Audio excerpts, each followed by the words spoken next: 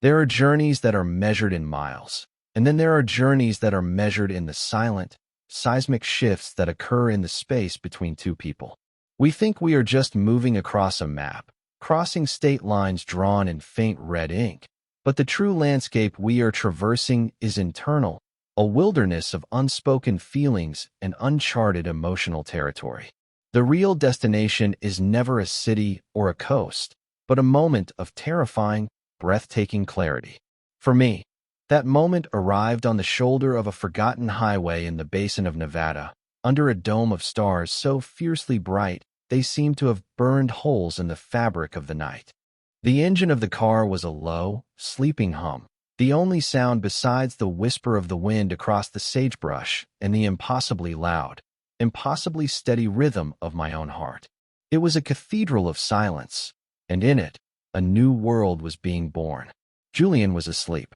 His head rested on my shoulder, a weight that was both profoundly heavy and utterly without substance, a paradox I had become intimately familiar with over the past 2,000 miles.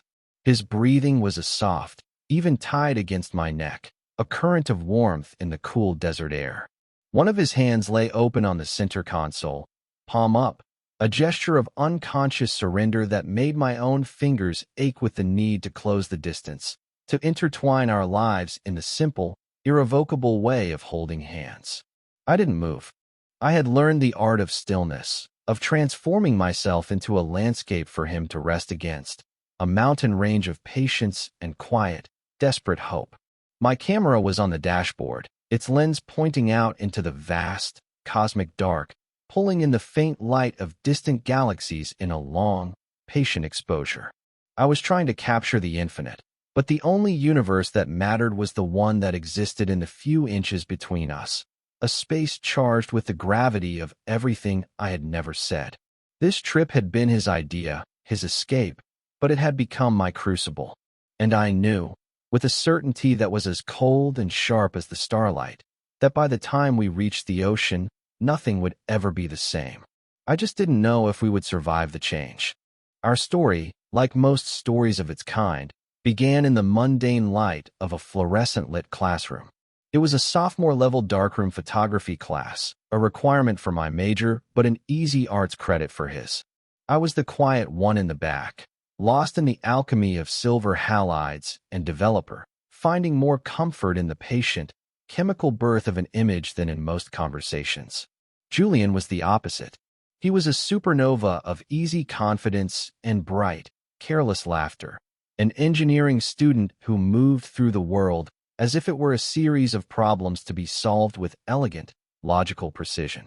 He treated the darkroom like a chemistry lab, all process and no soul, and I was at once irritated and hopelessly fascinated by him. He was light, and I was a creature of the shadows, accustomed to observing the world from a safe, protected distance. Our friendship didn't happen in the darkroom. It happened in the harsh, unforgiving light of the all-night campus library. I saw him hunched over a differential equations textbook, his brow furrowed in a rare expression of defeat, and a strange impulse made me stop. I had a thermos of coffee, and I simply placed a cup beside his elbow without a word. He looked up, his eyes tired but surprised, and a slow smile spread across his face, a sunrise after a long night. "You're the photo guy," he'd said. "Leo, right?" It was the first time he had ever said my name, and the sound of it in his voice felt like a photograph fixing in the final chemical bath, suddenly permanent, suddenly real. From that night on, a strange and wonderful symbiosis developed. I would bring him coffee and a quiet, undemanding presence, and he would pull me out of my shell, forcing me to join him and his friends for pizza, teaching me how to throw a frisbee with something less than comical ineptitude, showing me a world that existed outside the frame of my viewfinder. He became my favorite subject, not in any official way. I rarely pointed my camera at him directly in those early years. He was too kinetic, too bright, a force that I felt my lens could never truly contain. Instead, I captured the world as he colored it. The half-eaten sandwich left on a table after he'd rushed off to class. The way the late afternoon light caught the dust motes dancing in the air in his perpetually messy dorm room. The worn spine of a book he'd lent me. These were my secret portraits of Julian, a catalog of his presence in my life. I was documenting the evidence of him, the way an astronomer studies the gravitational pull of an unseen planet. I knew, even then, that I was in orbit around him, and that my own trajectory was irrevocably tied to his. The moment I understood the true nature of that orbit, the moment the quiet hum of affection in my chest deepened into the undeniable, aching chord of love, was as ordinary as its beginning. We were at a barbecue with some of his engineering friends, a boisterous, cheerful group. Julian was trying to explain some complex principle of fluid dynamics using 2 beer bottles and a lot of wild gesticulation. He was failing spectacularly, and everyone was laughing, not at him, but with him, caught in the sheer joy of his enthusiasm. And in that moment, seeing him so completely himself, so unguarded and vibrant and beautifully, brilliantly alive, something inside me clicked into place. It was like focusing a lens, the blurry edges of my feelings sharpening into a single, terrifyingly clear image. I loved him. It wasn't a choice. It was a fact, as solid and immutable as the ground beneath my feet. And it was a secret I would have to carry like a smooth, heavy stone in my pocket for the next 4 years. He had a girlfriend, Sarah. She was kind and smart, and she loved him in a way that was easy and visible to the world. I liked her genuinely. I never wished her ill. I simply learned to live with the quiet ache that came from watching them together. The way he would loop an arm around her waist or brush a stray strand of hair from her face. I became an expert in the architecture of boundaries. I built walls within myself, rooms where my feelings for him could be safely stored, cataloged, and never, ever brought into the light. Our friendship was too precious, a rare and delicate ecosystem that I would do anything to protect, especially from myself. I became the steady, reliable friend, the confidant, the platonic constant in his life. It was a role I played so well that I sometimes even managed to convince myself it was all I ever wanted.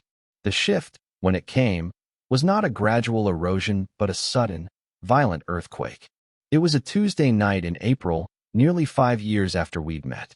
A frantic knocking echoed through my small apartment, a sound so out of place in my quiet world that I knew, even before I opened the door, that something was wrong. It was Julian, but it was a version of him I had never seen before. His usual confidence had been stripped away, leaving him looking hollowed out, a building abandoned in the middle of construction. His eyes were shadowed, and his shoulders were slumped with a weariness that seemed to go clear to the bone. He didn't say anything at first, just walked past me and sank onto my sofa, burying his face in his hands. "It's over," he finally mumbled into his palms. "Sarah and I. It's done." I sat down next to him, leaving a careful, respectful distance between us. I made no move to touch him. I simply waited. I had learned over the years that Julian processed the world externally, through action and words, while I processed it internally, through observation and silence. The best thing I could do for him was to provide a space for his storm to break. He talked for over an hour, the words spilling out of him in a torrent of confusion and exhaustion. It wasn't just the breakup. It was his job as a software consultant, the endless cycle of deadlines and soulless code. It was the feeling of being on a conveyor belt, moving through the prescribed stations of life, college, job, serious relationship, next step marriage, without ever stopping to ask if it was the direction he actually wanted to go. It was like I was looking at my whole life mapped out, he said, his voice raw. And I felt nothing. Not excitement. Not even fear. Just static. Like a television tuned to a dead channel. He finally looked at me, and his eyes were desperate. "I need to feel something real, Leo. Something that isn't planned or optimized. I feel like I'm disappearing." He stood up then, and began to pace the small confines of my living room like a caged animal. Then he stopped, his eyes landing on a stack of old road atlases I kept on a bookshelf. An idea seemed to spark in the darkness of his expression. He pulled one out, a worn, dog-eared map of the United States, and unrolled it on my floor. It covered my entire rug, a continent of possibilities. He knelt down, his finger tracing a random, meandering line from our city in the Midwest all the way to the jagged coastline of Oregon. "Let's go," he said, the words barely a whisper. "Go where?" I asked, though I already knew. "Out west," he said, his finger tapping the Pacific Ocean. "Let's just drive. No plan. No hotels booked. We just go? We see what's out there." He looked up at me, his face a mixture of wild hope and raw pleading. "Please, Leo. I can't stay here. I feel like I'll suffocate." And in that moment, looking down at the man I loved, who was so clearly breaking apart, I knew that my carefully constructed walls were about to be tested. This was not a vacation. It was an evacuation. He was running from the ghost of a life he was supposed to want, and he was asking me to be his getaway driver. There was no way I could say no. There had never been a universe in which I could say no to him. The journey wasn't just about him escaping his life. It was about me diving headfirst into the very thing I had spent years trying to keep at a safe distance. It was reckless and terrifying, and I agreed without a moment's hesitation. The first 2 days on the road were a study in practiced normalcy. We fell into the easy rhythm of our friendship, a rhythm I had perfected over years of careful maintenance. We filled the car with the sounds of our competing tastes in music, his upbeat indie rock bleeding into my somber, atmospheric folk. We debated the merits of various fast food chains and listened to podcasts about historical oddities. We were performing the roles we had always played: Julian, the restless engine, and I, the quiet navigator. But there was an undercurrent of something new, a tension humming just beneath the surface of our familiar banter. The car, my reliable old sedan, suddenly felt impossibly small, a self-contained world where the normal rules of personal space were suspended. Every accidental brush of his hand against mine as we reached for the gearshift or a coffee cup sent a jolt through my system, a silent alarm that I had to consciously ignore. The landscape began to change, the familiar green hills of the Midwest flattening into the vast, open plains of Nebraska. The sky grew larger, more dominant, a canvas of pale blue that dwarfed everything beneath it. And as the world outside the car windows expanded, the world inside seemed to contract, drawing us closer.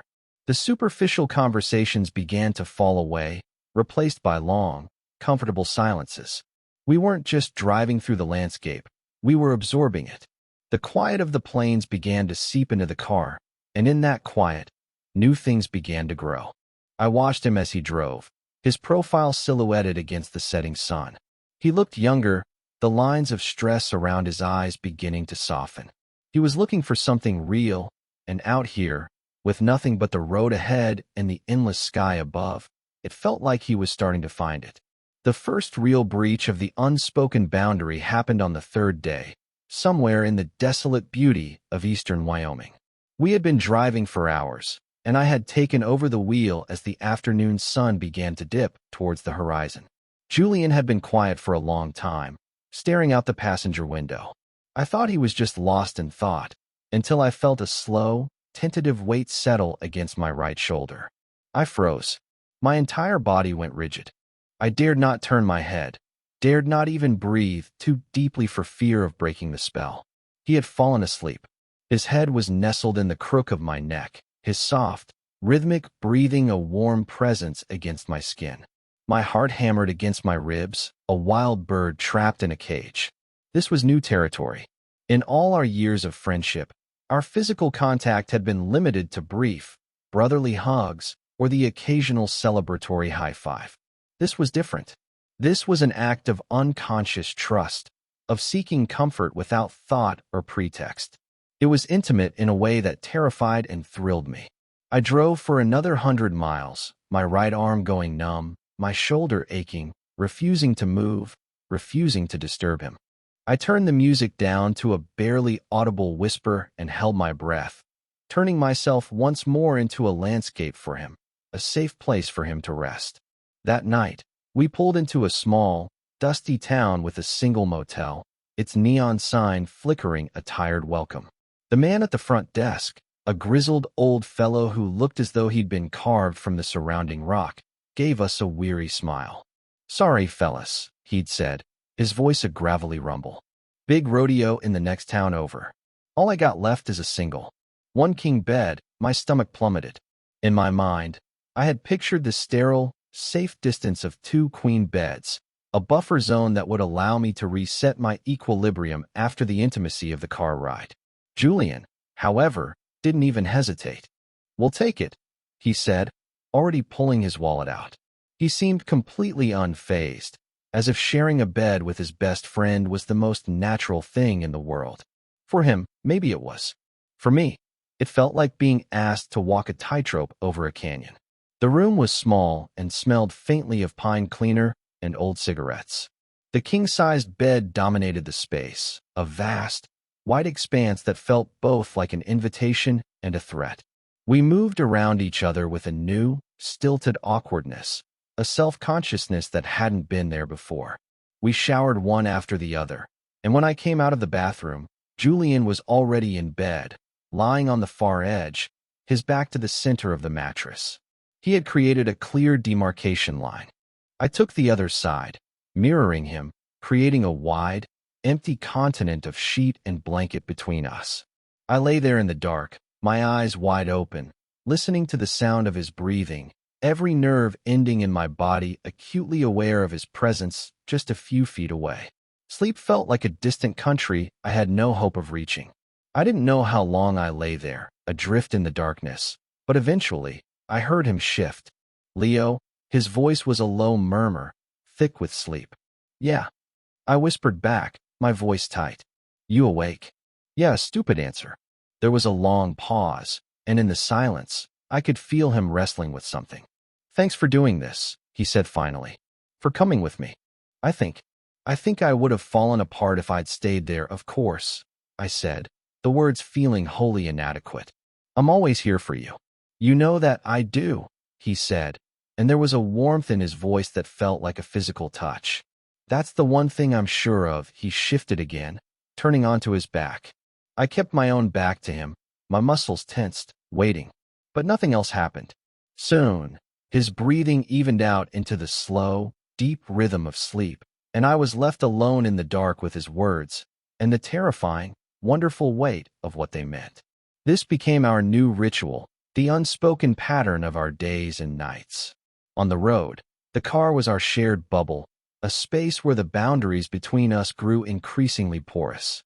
He would fall asleep on my shoulder almost every afternoon, a silent, trusting habit that my body learned to anticipate, my shoulders softening in preparation for the familiar weight of his head.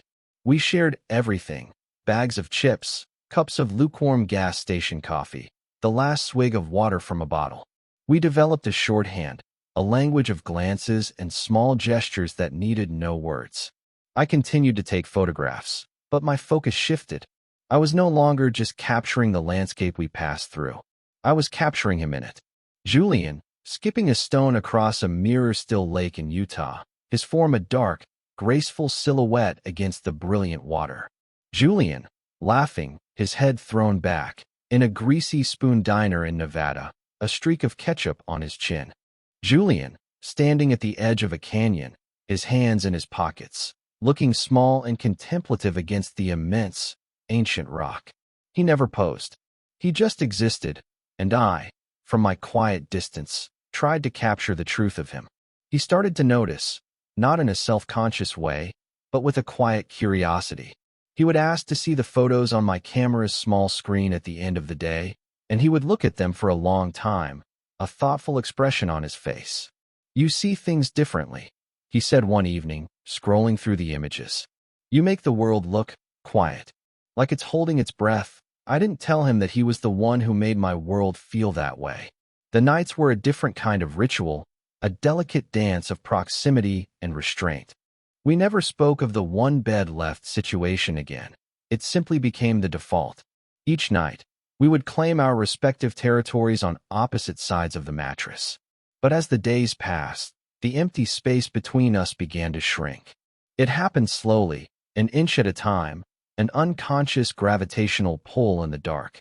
One night, I woke up to find his arm thrown across my waist, his hand resting on my hip. I lay there for what felt like an eternity, paralyzed by a mixture of terror and a joy so profound it was painful. until he shifted in his sleep and rolled away. Another night, I woke to find us facing each other, our foreheads almost touching, his breath warm on my lips. It was a sweet, unbearable torture. My body yearned to close the final distance, to give in to the magnetic pull, but my mind, the ever-watchful guardian of our friendship, held me back. I was living in a state of suspended animation, trapped in the space between what was and what could be.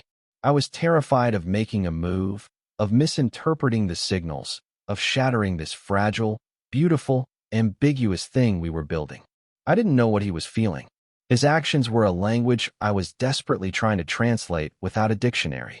Was this just the easy, thoughtless intimacy of a deep friendship, amplified by the close quarters of the road? Or was it something more?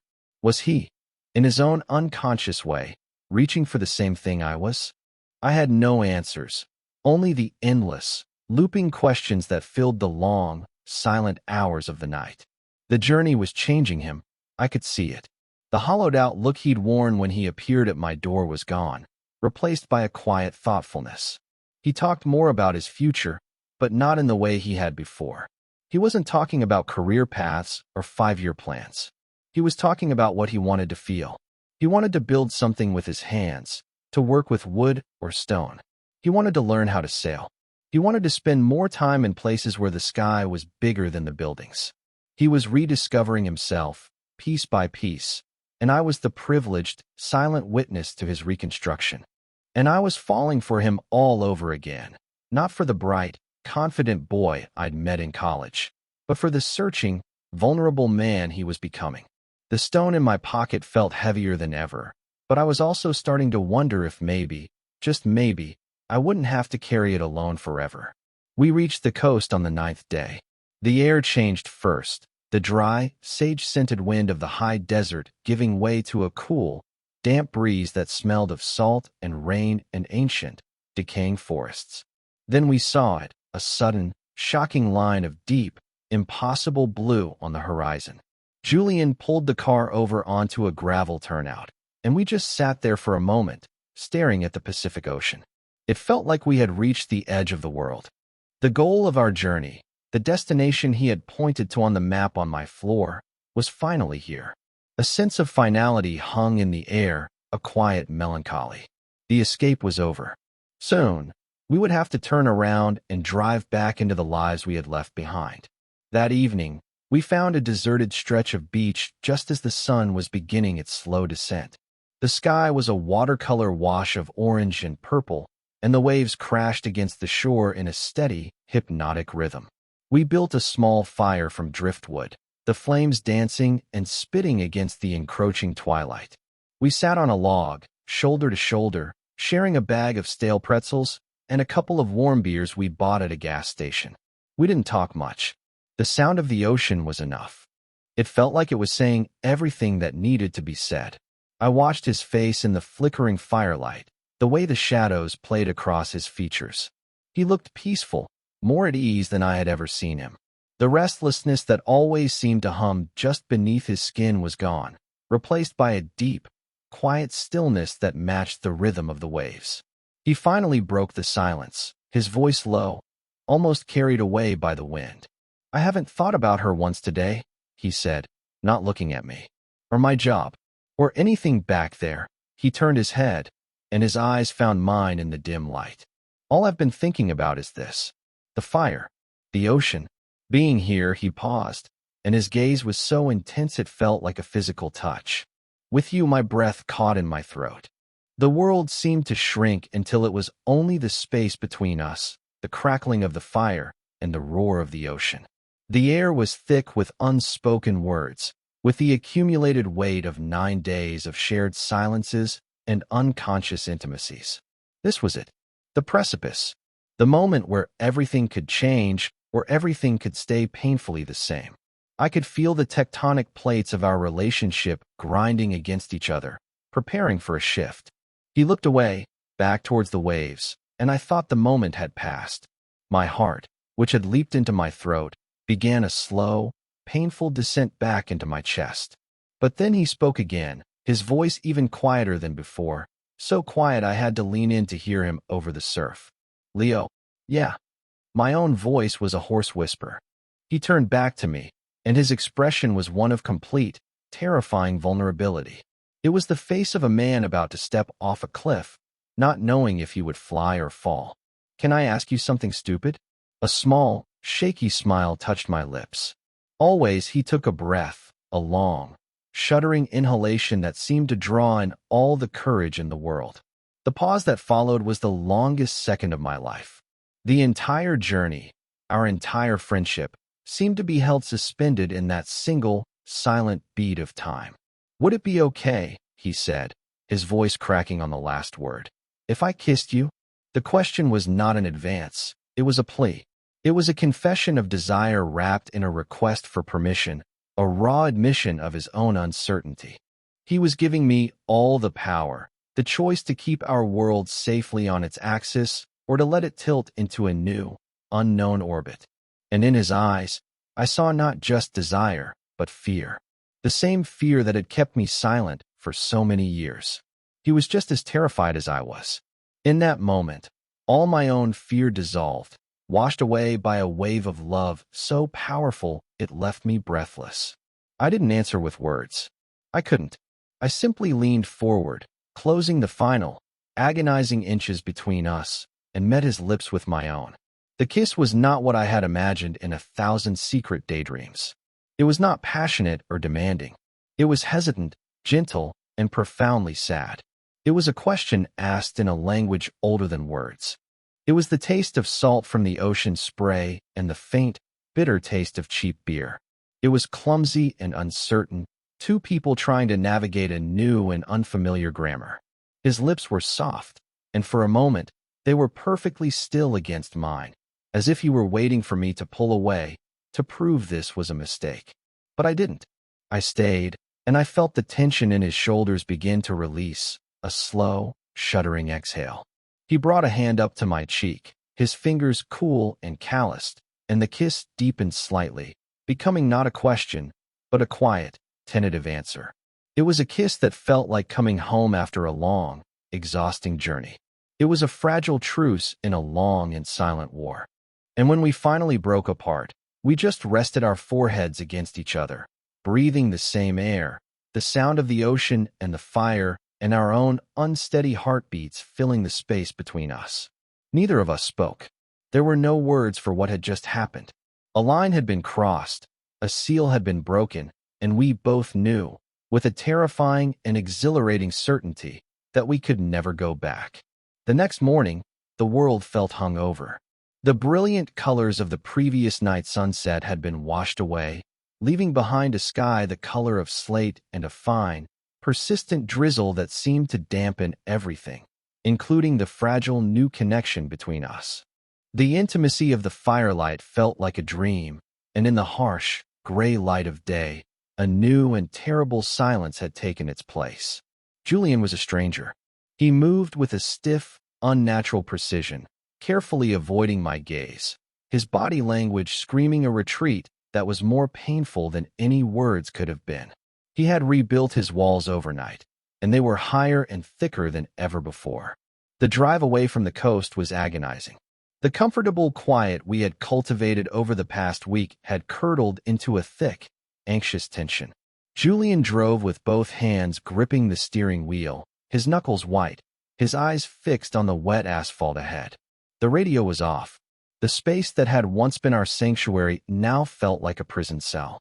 I sat in the passenger seat, my body rigid, replaying the kiss over and over in my mind. Had I imagined the vulnerability in his eyes? Had I misinterpreted his question? Had he woken up this morning awash in regret, horrified by a drunken, emotional mistake on a beach?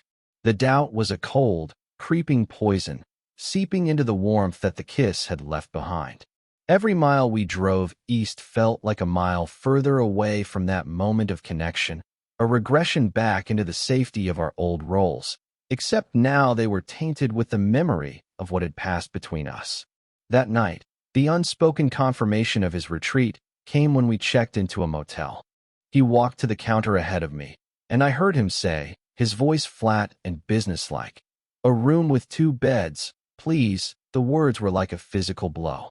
For the past week, the single bed had been our unspoken ritual, a space of growing intimacy and shared vulnerability. His request for 2 was a clear and deliberate rejection, a drawing of a line in the sand. He was putting the continent back between us, and my heart fractured.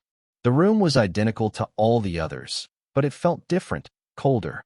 The 2 queen beds stood like separate, lonely islands in a sea of beige carpet. I couldn't take it anymore. The silence was a weight that was crushing me. After we had brought our bags in, I stood by the door, watching him unpack his toiletries with a meticulous, focused energy that was so unlike him. He was creating business, avoiding the inevitable. I had to know. I had to break the silence, even if it meant hearing the words that would shatter me completely. My voice, when I finally found it, was quiet, but it cut through the tension in the room like a knife. "Julian," he stilled, his back still to me. "Yeah. Talk to me." It was a plea. "Please, don't do this. Don't just disappear." He stood there for a long moment, his shoulders hunched. I could see the war raging within him. Then, with a slow, weary sigh, he turned to face me. The confident, easygoing man I knew was gone. In his place was someone who looked lost and terrified. His face was pale, his eyes filled with a storm of confusion and fear, and something that looked heartbreakingly like shame. "I can't," he whispered, his voice hoarse. "Leo, I don't know how, just tell me the truth," I said, my own voice shaking despite my best efforts to keep it steady. "Was last night a mistake? If it was, just tell me. I can handle it. I can't handle this. This silence. It's worse." He finally looked at me, truly looked at me, and his expression was one of pure agony. "No," he said, the word wrenched from him.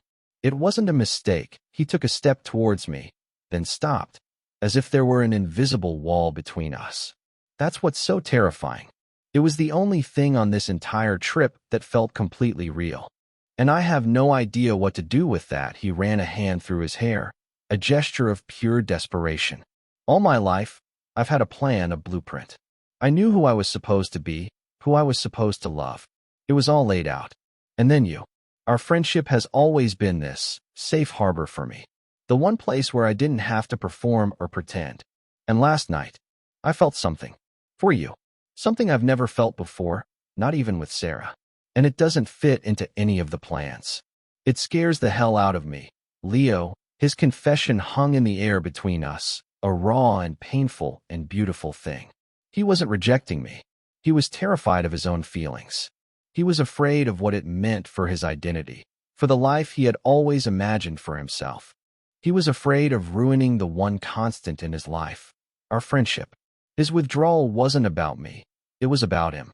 It was the panicked retreat of a man whose entire map of the world had just been set on fire. I closed the distance between us, my own fear finally giving way to a wave of empathy and a fierce, protective love. I stopped just in front of him and gently took his hand. It was cold and trembling. I held it in both of mine, trying to pour all the warmth and reassurance I could into the simple gesture. "Hey," I said softly, waiting until he met my eyes. "Look at me." His gaze was uncertain, like a frightened animal's. "You don't have to have a blueprint for this. There is no map. We're in a new place now, and it's scary, but you're not alone in it." I gave his hand a gentle squeeze. "I'm scared too, but I'm more scared of losing you to this fear than I am of anything else. We can just be in this, together. We don't have to label it or define it. We just have to not run away from it." A single tear escaped from his eye and traced a path down his cheek. He didn't wipe it away. He just stood there, letting me see his complete, unshielded vulnerability. He nodded slowly, a small, jerky movement. "Okay," he whispered. "Okay." It wasn't a solution. It wasn't a grand declaration. But it was a start. It was a promise to stay, to face the unknown together. And for now, it was more than enough. That night, we slept in our separate beds, but the chasm between them no longer felt like a rejection. It felt like a space of quiet respect, a place for us both to breathe and process. The silence was gone, replaced by a new, tentative quiet, filled not with anxiety, but with the fragile, shimmering possibility of a new beginning. The journey home was a different journey altogether. The frantic escape from the coast had transformed into a slow, deliberate pilgrimage toward a future we had not yet defined. The conversation in that sterile motel room had been a controlled demolition, clearing away the rubble of fear and misunderstanding to reveal a new, uncertain foundation. We were no longer just friends, and not yet something else. We were simply Leo and Julian, navigating the quiet space between what we had been and what we were becoming. The tension in the car was gone, replaced by a palpable tenderness, a carefulness with each other's feelings that was entirely new. The small gestures of intimacy returned, but now they were freighted with intention. When his hand brushed mine on the center console, it was no longer an accident. His fingers would linger for a moment, a silent question, and I would answer by turning my palm up to meet his. We would drive for hours like that, our hands loosely clasped, a simple, profound connection that said more than any words could. When he fell asleep on my shoulder, it was different. He would murmur my name, a soft, sleepy sound, and settle against me with a sigh of contentment, not as an act of unconscious need, but as a deliberate choice. He was choosing to be close to me, and that simple fact was a balm to the bruised and uncertain parts of my heart.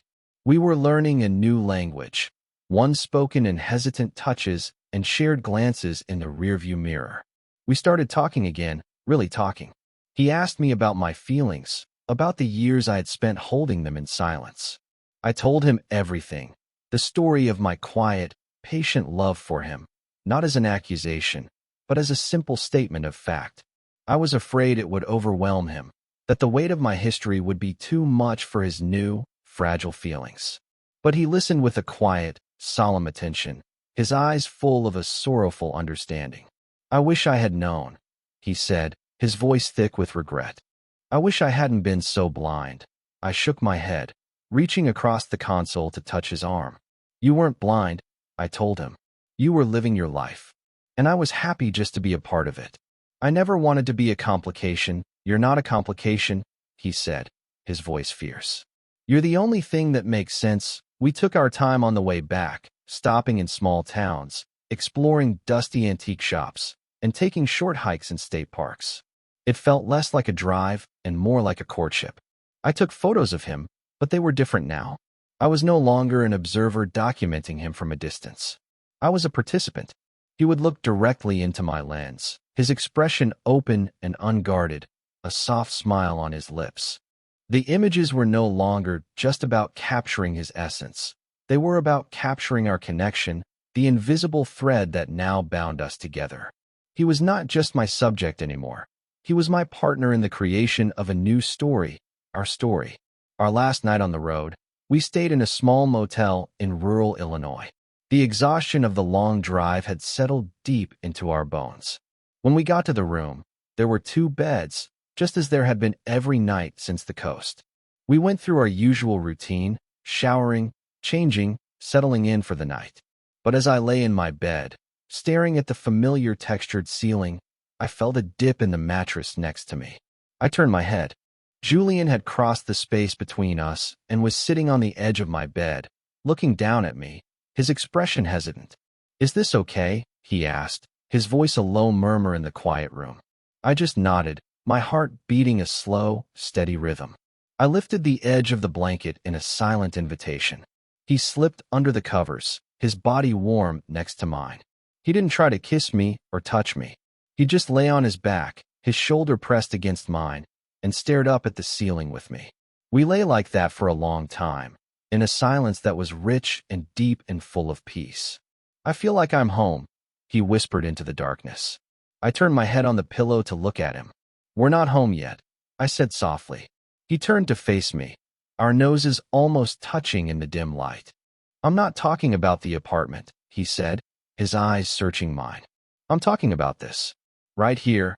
He brought his hand up and gently cupped my cheek, his thumb stroking my skin.